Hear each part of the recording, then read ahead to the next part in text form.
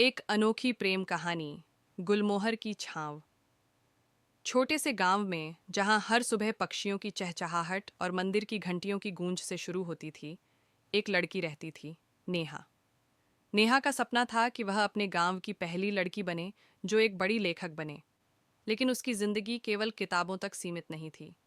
गांव के स्कूल के पास एक पुराना गुलमोहर का पेड़ था। नेहा रोज वहां बैठकर अपनी डायरी में कहानियां लिखा करती थी। वहीं उसकी मुलाकात हुई आदित्य से।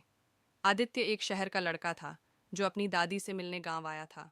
उसकी नज़रें नेहा की लिखावट पर पड़ीं और उसने मजाक में कहा, क्या तुम अपने ख्यालों से दुनिया बदलने की सोच रही हो? नेहा ने उसे जवाब दिया, शब्दों में इतनी ताकत होती है कि वे नफरत को भी प्यार में बदल सकते हैं। ये सुनकर आदित्य मुस्कुराया और दोनों के बीच बातों का सिलसिला शुरू हुआ। दिन बीतते गए। आदित्य को नेहा की सरलता और उसके सपनों का जुनून बहुत पसंद आने लगा। उसने नेहा को प्रोत्साहित किया कि वह अपनी कहानियों को शहर के बड़े लेखकों के पास भेजे। नेहा को आदित्य का सहारा महसूस हुआ और धीरे धीरे उसकी जिंदगी में एक नई रोशनी सी आ गई। लेकिन कहानी में एक मोड़ तब आया जब आदित्य के पिता ने गांव छोड़कर शहर लौटने का फैसला किया।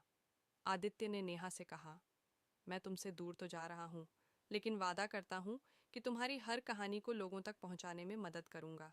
नेहा के दिल में दर्द था, लेकिन उसने आदित्य को अपना सपना पूरा करने का वादा किया। दोनों ने गुलमोहर के पेड़ के नीचे आखिरी बार एक दूसरे का हाथ थामा। कुछ महीने बाद नेहा को अपनी पहली कहानी शहर के एक बड़े मैगजीन में छपी हुई मिली। साथ में एक चिट्ठी थी जिसमें लिखा था, तुम्हारे शब्दों ने मेरा जीवन बदल दिया। मैं तुमसे दूर जरूर हूँ, लेकिन हमेशा तुम्हारे साथ हूँ। तुम्हारा आदित्य। गुलमोहर का पेड़ अब भी गांव में था और उसकी छांव तले नेहा अपनी नई कहानियां लिखती रहीं। हर कहानी में आदित्य का जिक्र होता और उनकी अनोखी प्रेम कहानी गुलमोहर की छांव बनकर हर दिल को छू गई। सपने देखना जितना जरूरी है, उन्हें पूरा करने के लिए किसी अपने का साथ होना उतना ही अनमोल।